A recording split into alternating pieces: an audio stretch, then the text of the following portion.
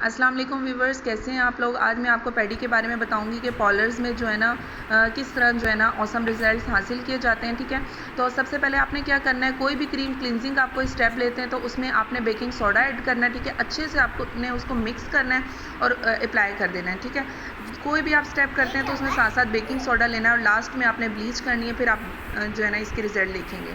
ठीक है, तो चलें आप रिज़ल्ट्स मैं आपसे शेयर करती हूँ तो आप देखें लास्ट में क्या रिज़ल्ट आते हैं।